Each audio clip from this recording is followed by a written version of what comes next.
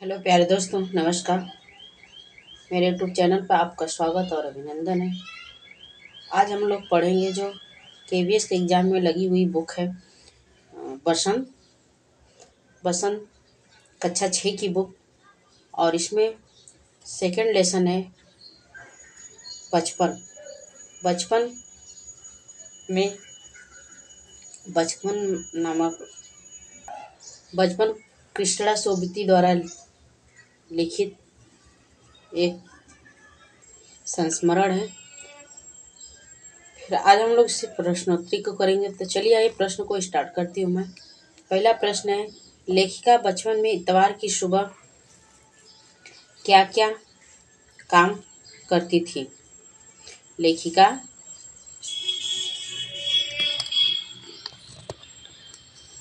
ले, लेखिका बचपन में इतवार की सुबह क्या क्या काम करती थी? तो लेखिका इतवार में अपने मोजे धोती थी, उसके बाद अपने जूते पॉलिश करती और चमकाती थी। दूसरा प्रश्न, उम्र बढ़ने के साथ साथ लेखिका में क्या क्या बदलाव हुए? तो पहनावे में काफ़ी बदलाव आए। पहले गहरे रंग के कपड़े पहनती थी और अब हल्के रंग के कपड़े पहनने लगी है। लेखिका के चश्मा लगाने पर उनकी किस संबंधी ने उन्हें छेड़ा था? तो उनका चचेरा भाई। चचेरे भाई ने क्यों छेड़ते थे?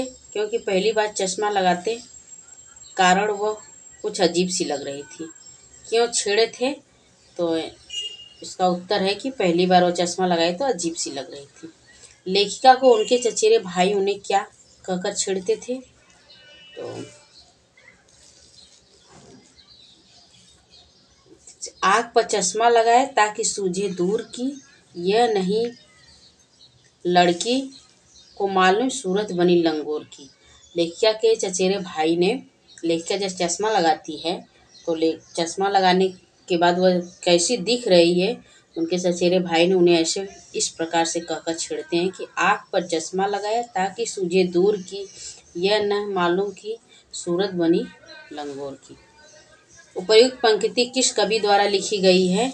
तो कृष्णा सोबती द्वारा। उपर्युक्त मतलब ये, आँख पर चश्मा लगाया ताकि सूझे दूर की, यह नहीं लड़की को मालूम सूरत बनी लंगोर की। यह पंक्ति किस कवि द्वारा लिखी गई है? तो कृष्णा सोबती द्वारा लिखी गई। अब बचपन किस प्रकार की विधा है? तो संस्मरण है। लेखिका बचपन में कौन सी चीज़ें मजा ले लेकर खाती थी? तो चॉकलेट और चने जोर गरम दानेदार चूर्ण मजा लेकर खाती थी। लेखिका कृष्णा सोबती के प्रिय फल कौन से थे?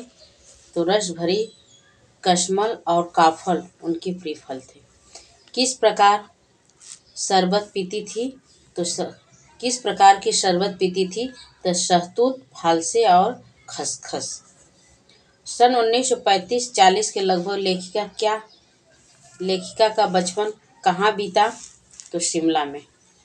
सर्वर स्कैंडल पॉइंट के ठीक सामने क्या था? दुकान थी। अब दूसरा लेसन इसमें स्टार्ट होता है, नादान दोस्त। उससे प्रश्न, नादान दोस्त किसकी रचना है? मुंशी प्रेमचंद की। सत्याग्रह कहानी किसके द्वारा लिखित है? तो मुंशी प्रेमचंद द्वारा। केशव और श्यामा किस कहानी के पात्र हैं?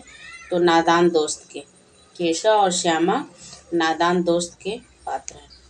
नादान दोस्त कहानी किस मौसम में लिखी गई है? तो गर्मी के मौसम में लिखी गई है। केशव और श्यामा के मन में अंडों को देखकर तरह तरह के सवाल क्यों उठते थे? अंडे क्यों उठते थे और कैसे थे? अंडे कितने बड़े होंगे, कितने होंगे, क्या खाते होंगे, इनमें से बच्चे कैसे निकलेंगे, इस तरह के अनेक प्रकार के सवाल उठते थे। अंडों के बारे में दोनों आपस में ही सवाल जवाब करके अपने दिल को तसल्ली क्यों दिया करते थे? दोनों कौन? केशव और श्यामा दोनों आपस में ही बात करके अपने दिल को तसल्ली क्यों दिया करते थे? तो क्योंकि उनके प्रश्नों का जवाब देने वाला घर में कोई नहीं था, इसलिए वो अपने में ही दोनों बात कर लिया करते थे। केशव और श्यामा ने चिड़िया और अंडों की देखभाल के लिए क्या किया। तो केशव ने श्यामा चिड़िया की देखभाल के लिए, आराम के लिए कपड़ा बिछाया, धूप से बचने के लिए टोकरी से ढक दिया, पास में दाना और पानी प्याली भी रख दिया। अर्थात ये उपयुक्त सभी काम करते थे। इसमें प्रयुक्त सभी काम करते थे। केशव और श्यामा की माँ को हंसी क्यों आई? केशव और श्यामा की माँ को हंसी क्यों आई? बच्चे की नादानी और अज्ञानता पर हंसी आ गई। केशव और श्यामा को बच्चे की नादानी और अज्ञानता पर हंसी आई। अंडे कहाँ रखे गए? कॉर्निश पे। चिड़िया के अंडे को छूते हैं। चिड़िया के अंडे को छूते हैं? तो नहीं, चिड़िया के अंडे को मनुष्य जन छूते नहीं है। केशव और श्यामा चिड़िया के अंडे को देखकर क्या हुए? उत्सुक हुए, अत्यधिक खुश हुए।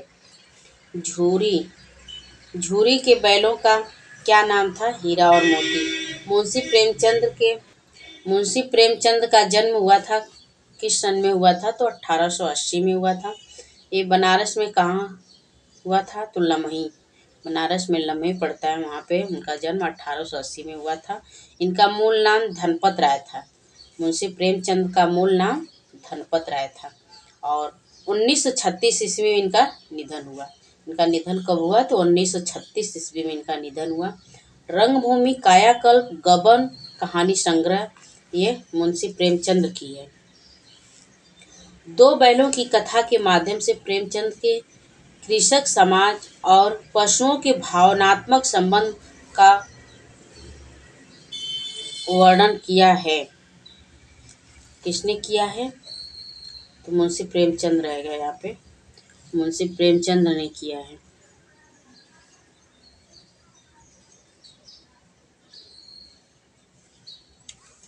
मुंशी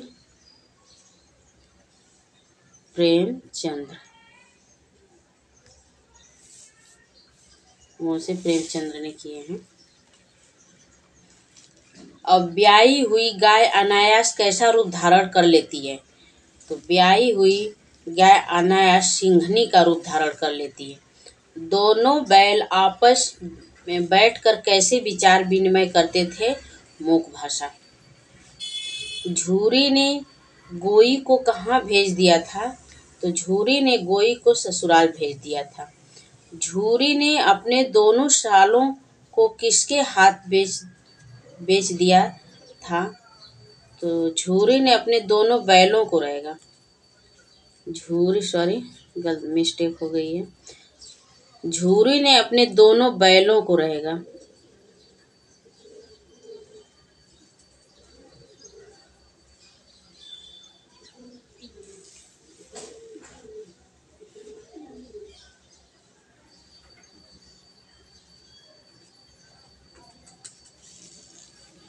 झूरी ने अपने दोनों बैलों को किसके हाथ बेच दिया था? तो अपने साले के हाथ।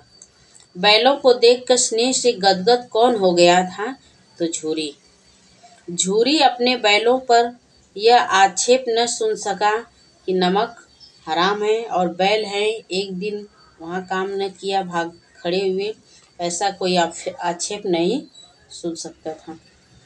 हीरा और मोती को 2 रोटियां कौन लाकर देता था? एक छोटी सी लड़की। फिर आज के लिए इतना ही। जय हिंद दोस्तों। और मेरी वीडियो आपको कैसी लगी वो कमेंट करके ज़रूर बताइएगा। लाइक और सब्सक्राइब करिए। जय हिंद।